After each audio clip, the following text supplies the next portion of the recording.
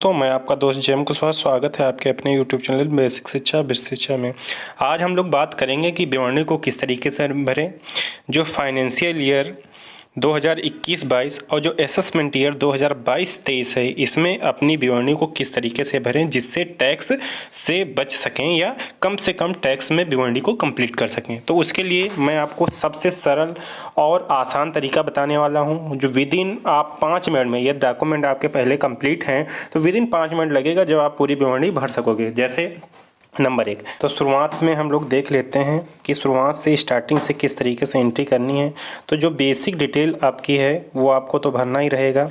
जैसे कि यहाँ पर बेसिक डिटेल में नाम, ठीक है, पिता का नाम, विद्यालय का नाम, स्थायी पता, जन्मतिथि और खाता संख्या, बैंक अकाउंट जो ब्रांच होगी वो पूरी डिटेल, जो बेसिक डिटेल आपकी होगी वो आपको यहाँ से भरना ही रहेगा, उसको आप यहाँ से भर दीजिए।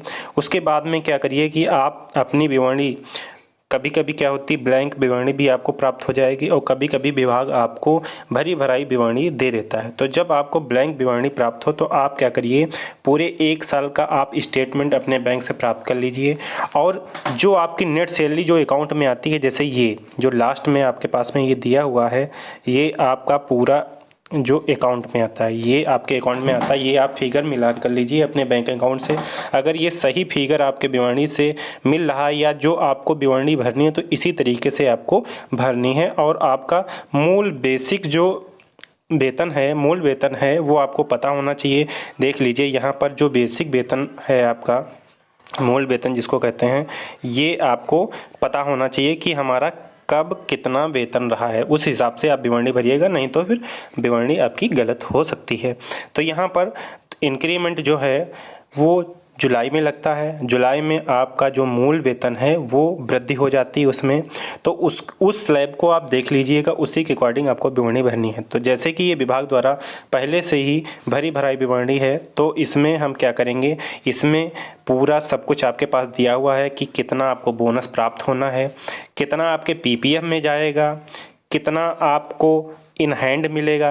ये जैसे इन हैंड आपके लिए फिगर दिखाया गया है कि जो बोनस 2020-21 में अवशेष है, जो 28 से 31% बढ़ा या 17 से 28% बढ़ा, वो हमको अकाउंट में नहीं मिला तो कब मिलेगा, वो मिलेगा आपके अकाउंट में।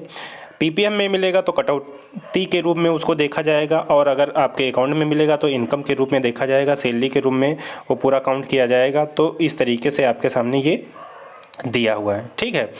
ये पूरा आपका जो है महायोग दिया हुआ है, इसको हम समझ लेंगे। इसके बाद में 2 स्लैब दिए हुए हैं। एक स्लैब है पुराना तरीके से आपको इनकम टैक्स विवरणी बनानी, एक नया है। तो अभी आपके लिए सबसे बेस्ट पुरानी ही स्लैब है। जो पुराना इनकम टैक्स निकालने का जो तरीका है, जो विवरणी भरने का तरीका है, पुराना ही विकल्प सबसे अच्छा अभी तक है। तो आप उसी पर हम लोग डिस्कस करते हैं, उसी के अकॉर्डिंग इसको भरते हैं। तो यहाँ पर देख लीजिए, यहाँ पर सबसे पहले आपके पास में क्या है, आपके पास में सबसे पहले यहाँ दिया हुआ है कि आपकी जो मौजूदा सैलरी है, कुल सकल आय है, वो कितनी है। तो यहाँ पर कुल सकल आय हमारे पास जो दी हुई है, ये आपके पास दी हुई है। और इसमें 50,000 जो स्टैंडर्ड डिडक्शन होता है वो होने के बाद में आपकी जो सैलरी है वो 5,90,448 है, ठीक है। इसके बाद में यहाँ पर ये बताया गया है, ये जो मोस्ट इम्पॉर्टेंट है, पॉइंट नंबर 3, ठीक है। ये देख लीजिए पॉइंट नंबर जो 3 है, इसमें बताया गया है 24B के अंतर्गत गृह ऋण पर ब्याज। अगर आपने होम लोन लिया हुआ है और उस पर ब्याज बन रहा है और वो ब्याज की सीमा 2 लाख के अंदर है, तो आप यहाँ पर उसी को दिखाएंगे और जो सकल आय है उसमें से इसको माइनस करेंगे। आप HRA नहीं माइनस करेंगे, ठीक है। HRA नहीं माइनस करेंगे, मतलब HRA का काम आपका यही करेगा, ठीक है। तो यहाँ पर देख लीजिए अथवा का भी निशान लगा हुआ है, ये देख लीजिए अथवा का निशान लगा हुआ है ये।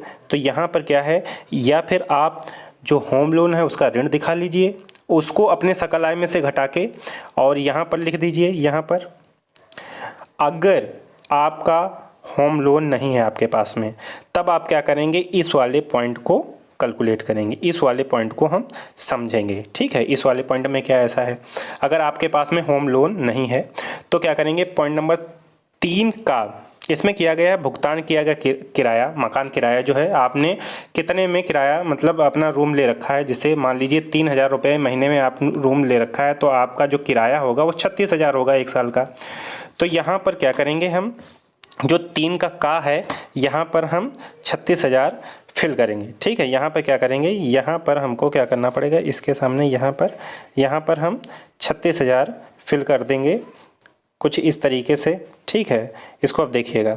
फिर लिखा है मूल वेतन प्लस महंगाई का 10%। ठीक है, मूल वेतन जितना होगा महंगाई होगा तो उसका 10% निकालेंगे। तो जो मूल वेतन और महंगाई होगा उनका 10% हमेशा इस 36,000 से ज़्यादा ही आएगा। अब कहा जा रहा है कि 36,000 ज़्यादा आ रहा है। ये जो पॉइंट है ये हर एक भिवाड़ी में अलग अलग है, तो इसमें आप कंफ्यूज मत होइएगा, कतई भी कंफ्यूज मत होइएगा। ये हर एक भिवाड़ी में वेरी कर रहा है, तो आपको इसमें दिमाग नहीं लगाना है।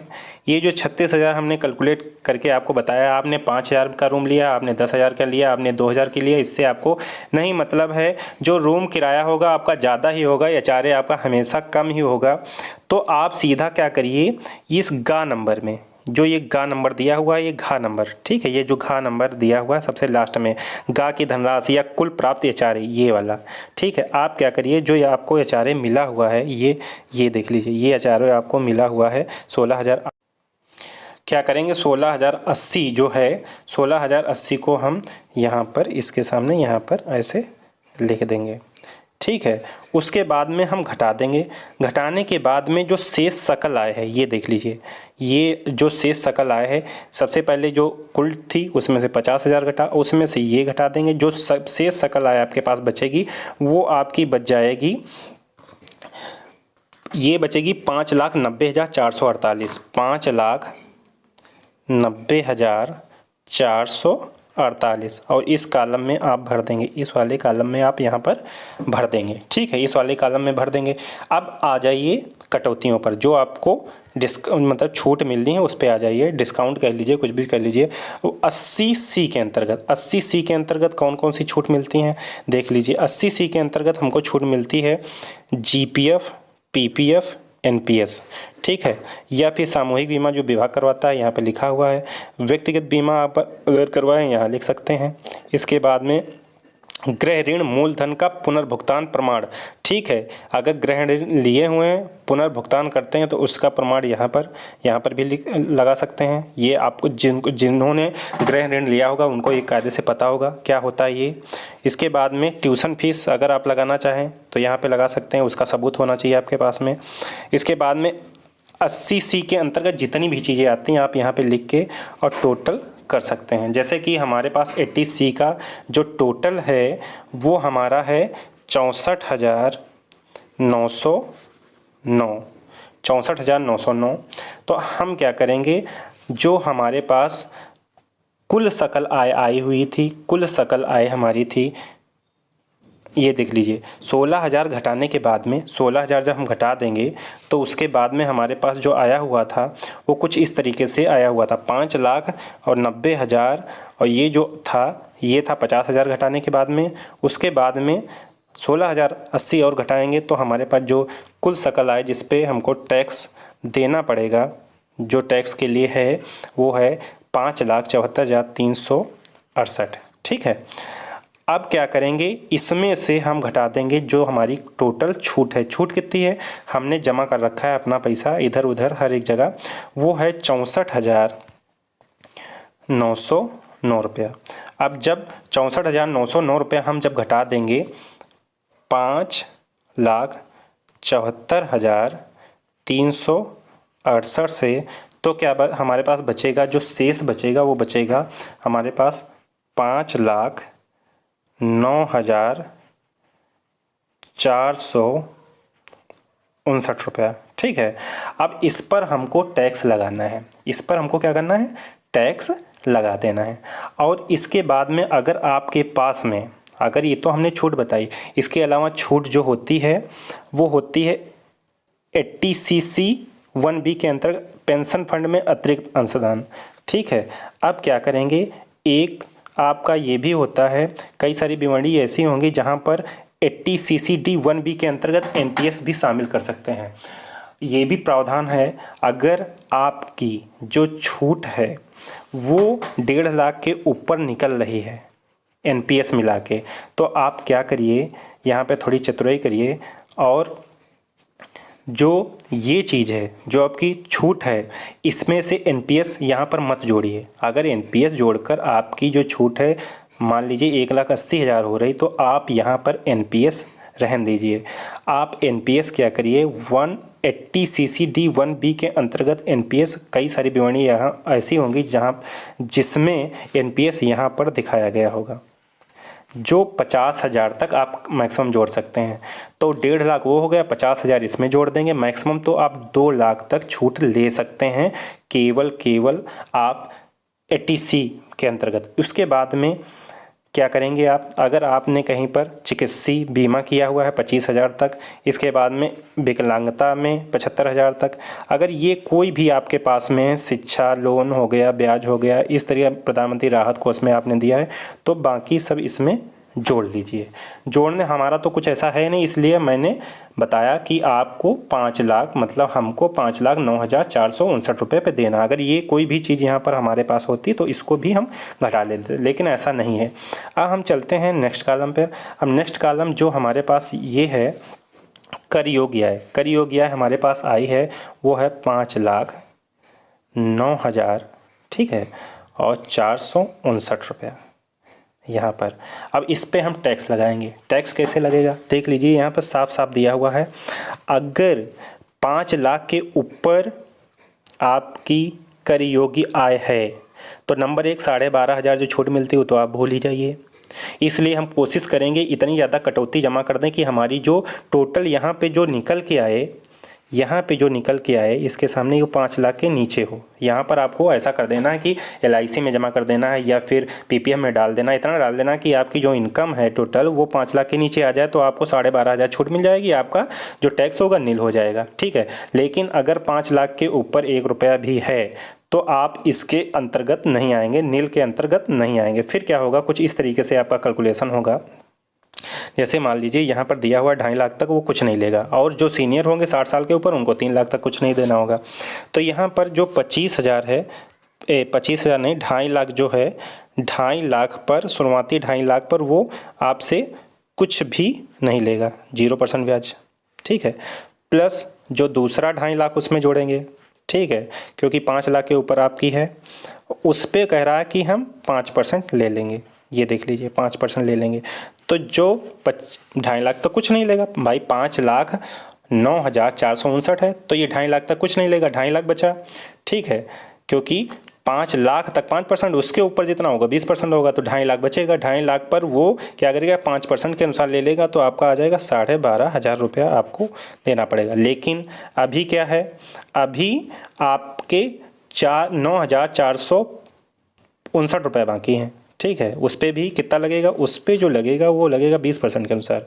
20% के अनुसार जब लगेगा 9,459 का, 9,459 का 20% जब निकालेंगे तो आपका हो जाएगा 1,891 रुपया, ठीक है, 0.8। तो इसको हम मान लेते हैं 92, 1,892 के करीब मान लेते हैं। अब क्या करेंगे, अब जो 12,500 है, ठीक है, 12,500 आपका हो गया, और प्लस हो गया आपका 1,892। इनको जब जोड़ देंगे तो टोटल जो होगा बैलेंस आपका, जो टैक्स आपका बनेगा वो बनेगा कुछ इस तरीके से। ये बन जाएगा आपका टोटल 14,392 रुपया आपको टोटल देना होगा, इतना टैक्स देना होगा। और ये इसलिए देना हो रहा है क्योंकि आपकी जो बीमारी, जो आपका कर योग्य आय है वो आपका 5 लाख के ऊपर निकल गया, इसलिए ऐसा करना पड़ रहा। तो किसी ना किसी तरीके से आपका जो कर योग्य आय है इसको 5 लाख के नीचे ही रखिए, जिससे आपका जो टैक्स है वो शून्य हो जाएगा।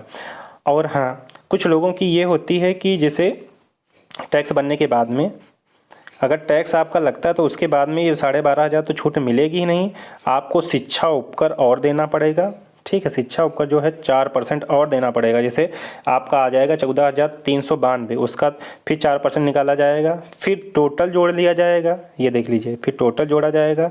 अगर आपका TDS पहले से काटा गया है तो जितना, जैसे 14,000 कुछ करके आएगा उसमें से TDS घटा देंगे, ठीक है, तो आपका रिफंड यहाँ पर बनने, अगर आपने पहले टैक्स ज़्यादा चुका दिया है, पहले कटवाते रहने महीने से महीने कटवाते रहें, तो आपका कुछ ना कुछ वापस हो जाएगा। नहीं कटवाते हैं तो आपको इतना टैक्स देना पड़ेगा। तो इस तरीके से भिवानी आपको भरनी है, ठीक है। और नया स्लैब मत चुनिएगा, क्योंकि नए स्लैब में आपका जो टैक्स है, इसी जो ये कैलकुलेट कर रहे हैं आपका, अगर नए टैक्स पर कैलकुलेट करके बताते हैं या आप खुद कर ले देंगे तो आप देखेंगे उसमें आपका जो टैक्स होगा वो ज़्यादा बनेगा। तो आप अभी पुराने टैक्स विवरणी स्लैब के अनुसार ही अपना विवरणी कंप्लीट कीजिए। इसके बाद में अगर कोई कन्फ्यूजन होती है, ये चीज़ें नहीं समझ में आती हैं, तो आप हमको कमेंट करके बता सकते हैं। और नए के अनुसार किस तरीके से भरेंगे, अगर ये भी जानना चाहते तो हम कमेंट ज़रूर करिएगा, हम उसके अनुसार भी आपको बता देंगे। धन्यवाद।